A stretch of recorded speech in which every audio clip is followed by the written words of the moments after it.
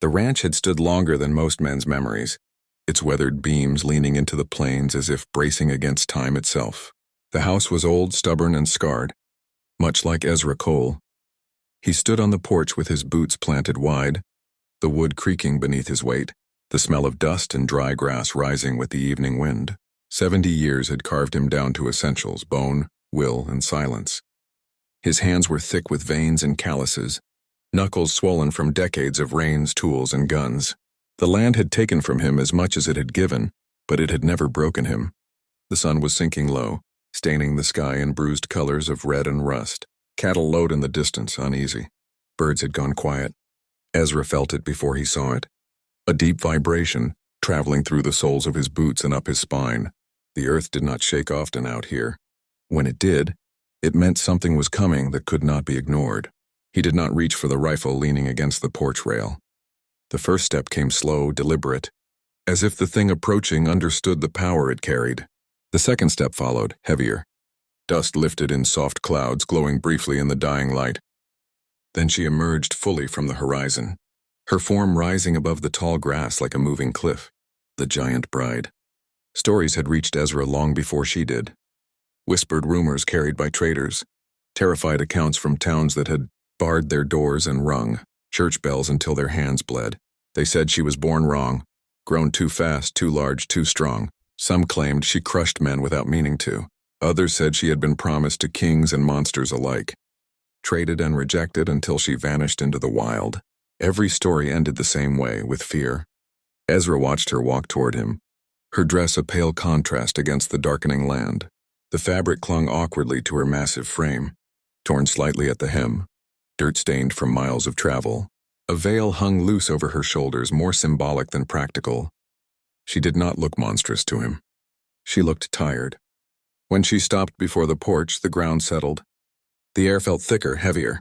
She stood easily, twice his height, her shadow swallowing the house behind him. Ezra lifted his chin to meet her gaze. Her eyes were dark and sharp, but there was something guarded in them, something wounded and watchful. "You sent word," she said at last. Her voice was low, controlled, each word carefully measured. Ezra noted that immediately. This was not a creature driven by impulse. This was someone who had learned restraint the hard way. "I did," he replied. The wind tugged at his coat, rattled the porch boards. He could smell rain somewhere far off. He did not invite her closer. He did not step back. Men half his age would have trembled. Ezra felt only a familiar tightening in his chest. The same feeling he'd had when droughts came or when wolves circled the herd. Fear existed, but it did not rule him. "They said you wanted a bride," she continued, eyes narrowing slightly. "They said you were desperate." Ezra's mouth twitched, something close to a smile, but not quite. "People talk. They said you were dying." "Everyone is," he said evenly. She studied him then, not as a threat, but as a problem. Her gaze moved over his face, his stance, the way he balanced his weight despite the cane resting near his leg. She saw the strength still there, buried under years rather than lost to them. "You know what I am," she said. "I know what the world says you are. And that doesn't trouble you?" Ezra turned slightly, looking out over the land behind him. Acres of dry grass, fences repaired too many times to count, hills that had watched his family rise and fall. "This place has buried my father, my wives, my sons. Trouble and I are old friends." Her hands curled into fists at her sides. "They fear me because I don't fit." "They fear what they can't control," Ezra replied. Same as always. Silence stretched between them, thick with unspoken understanding. Somewhere nearby, a horse stamped nervously. "You didn't ask me here for charity," she said. "No." "Or curiosity?" "No." Her jaw tightened. "Then say it plainly." Ezra turned back to her. The last light of the sun caught the lines of his face, deep and unforgiving. "My bloodline ends with me." The words fell heavy, final. He did not soften them. He did not dress them in sentiment. "I've buried every heir I ever raised," he went on. "This land will be sold off, broken apart, forgotten. My name will rot in ledgers if nothing changes." Her breath slowed. She had expected this. Still, hearing it spoken so plainly stirred something bitter in her chest. "You want me to fix that," she said quietly. "I want a future," Ezra replied. "And you're the only one strong enough to carry it." Anger flashed across her face, hot and sudden. "Strong enough," she repeated. "Is that all I am to you?" Ezra did not flinch. Strength is not an insult where I come from. She stepped closer. The porch groaned under her presence. He could feel the weight of her now, the sheer scale of what stood before him. She could crush him without effort. She did not. I have been looked at like a solution my entire life, she said, her voice shaking despite her control. A tool, a vessel, a mistake to be corrected. Ezra met her gaze, unblinking. And I have spent my life being used up by this land. Difference is, I chose it. Rain began to fall, light at first, tapping against wood and dust. The sky darkened further, clouds rolling in low and fast. I did not summon you with chains, he said. Or threats. You came because you wanted answers. She said nothing, but her eyes betrayed her. Curiosity warred with resentment. I won't pretend this is romance, Ezra continued. Or kindness. It's necessity. But necessity doesn't have to be cruel, Thunder murmured in the distance.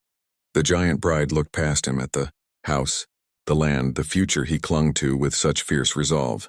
For the first time since she had arrived, uncertainty flickered across her face. I will not be owned, she said. Ezra nodded once. Then don't be. The rain fell harder and the world seemed to pause, balanced on the edge of a decision that would change them both forever. The storm broke fully after nightfall, rain hammering the roof with a steady, punishing rhythm.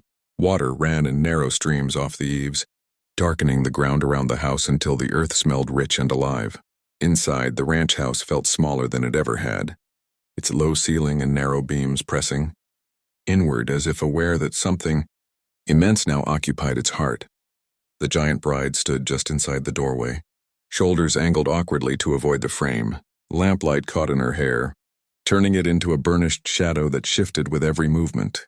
The room had been built for men like Ezra, men who bent with age, who learned to live inside shrinking spaces. For her, it was a constant reminder that the world had never been made to fit.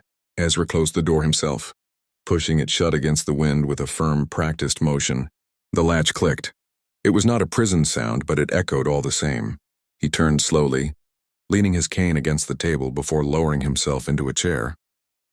The motion cost him more than he let on, but his face betrayed nothing. You can leave it open if you want, he said. She looked at the door, then back at him.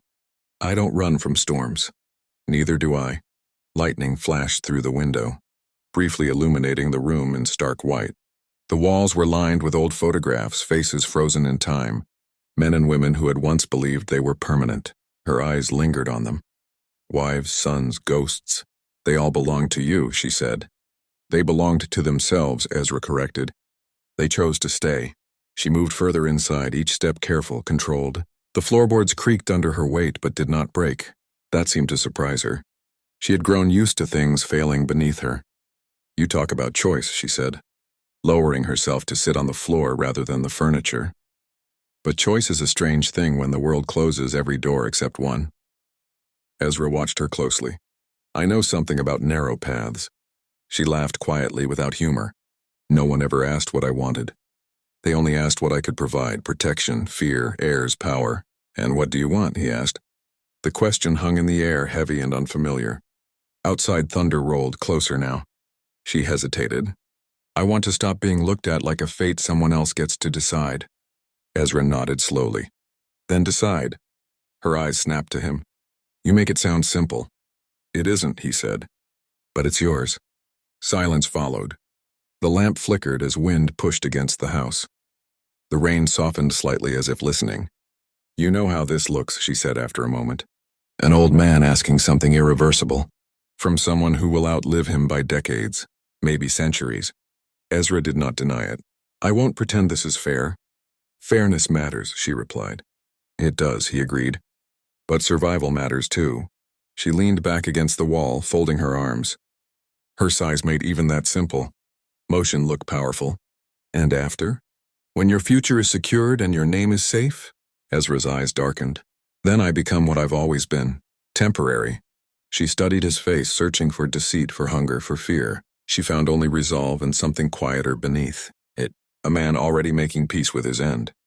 You don't fear me, she said. I fear wasting what little time I have left, he answered.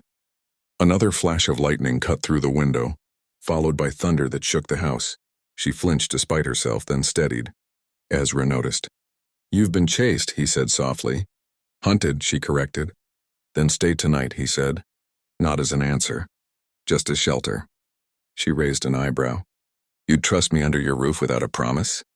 I trust the storm more than I trust promises, Ezra replied. It always passes. She considered this.